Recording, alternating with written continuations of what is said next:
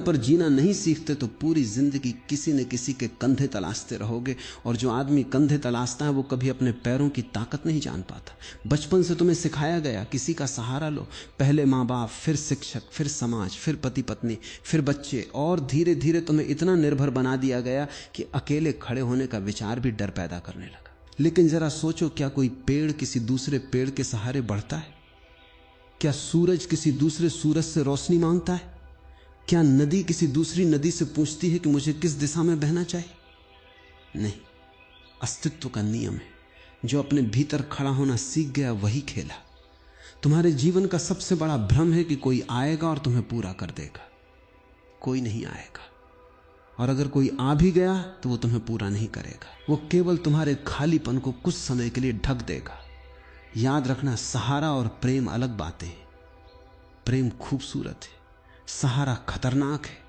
प्रेम में दो पूरे लोग मिलते हैं, सहारे में दो अधूरे लोग एक दूसरे से चिपक जाते हैं। और दो अधूरे लोग मिलकर पूरा नहीं बनते, वे केवल बड़ा बोझ बन जाते हैं। देखो अपने जीवन को, तुम कितनी चीजों पर टिके हो।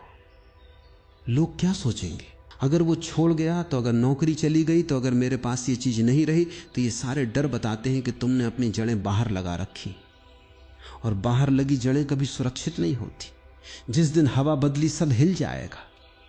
अपने भीतर जड़ें लगाओ, अपने साथ बैठना सीखो, अकेले चाय पीना सीखो, अकेले चलना सीखो, अकेले निर्णय लेना सीखो। पहले पहल कठिन लगेगा क्योंकि तुमने कभी अपने साथ समय बिताया ही नहीं। तुमने हमेशा शोर चुना ताकि भीतर की खाली आवाज सुनाई ना दे। लेकिन उसी खालीपन के पार तुम्हारा असली चेहरा बैठा है।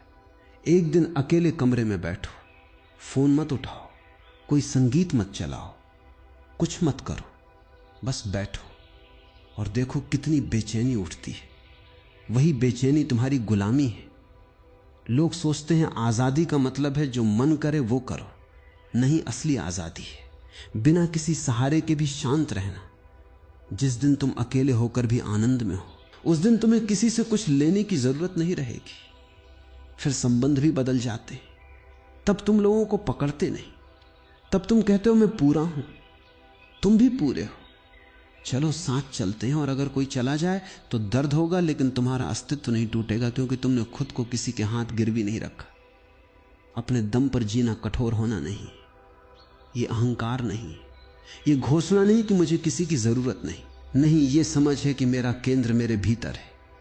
जो भीतर केंद्रित हो गया उसे दुनिया का हर रिश्ता उत्सव लगता है, और जो भीतर खाली है उसे हर रिश्ता जरूरत लगता है।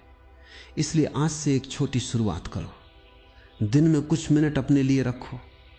कोई पहचान नहीं, कोई भूमिका नहीं, न बेटा, न बेटी, न पति, न पत्नी, न सफल, न असफल। बस एक जीवित चेतना धीरे धीरे तुम पाओगे। जिस ताकत को तुम बाहर खोज रहे थे वो हमेशा से तुम्हारे भीतर बैठी थी। और फिर एक दिन तुम्हें एक अजीब खोज होगी कि तुम्हारी आधी परेशानियां कभी थी ही नहीं। वे केवल इस डर से पैदा हुई थी कि कहीं मैं अकेला न पड़ जाऊं। मनुष्य को दुख उतना नहीं देता जितना अकेले होने का भय देता है। इसलिए लोग अजीब अजीब समझौते करते हैं, गलत रिश्तों में रहते हैं, ऐसी नौकरी करते हैं जिसे वे नफरत करते हैं, ऐसे सपने जीते हैं जो उनके नहीं हैं, सिर्फ इसलिए कि कहीं उन्हें खुद के साथ न रहना पड़े। तुमने देखा होगा एक आदमी रोज शिकायत करता है कि उसकी नौकरी खराब है, लेकिन छोड़ता नहीं। एक स्त्री रोज रोती है कि रिश्ता उसे खत्म कर रहा है, लेकिन निकलती नहीं। कोई कहता है मुझे ये शहर पसंद नहीं, लेकिन वही रहता है। क्यों? क्योंकि दुख से ज्यादा डरावनी चीज उन्हें लगती है अनिश्चितता। और जो अनिश्चितता से डर गया वो जीवन से डर गया, क्योंकि जीवन का दूसरा नाम ही अनिश्चितता है। जो तय है वो जीवन नहीं, वो मशीन है।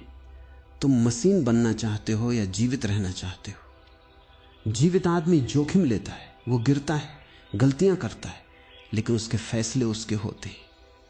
और अपने फैसलों की चोट में भी एक आनंद है। दूसरों के फैसलों की सुरक्षा में एक धीमी मौत है। समाज तुम्हें सुरक्षित बनाना चाहता है, अस्तित्व तुम्हें जीवित बनाना चाहता है। इन दोनों में फर्क समझो।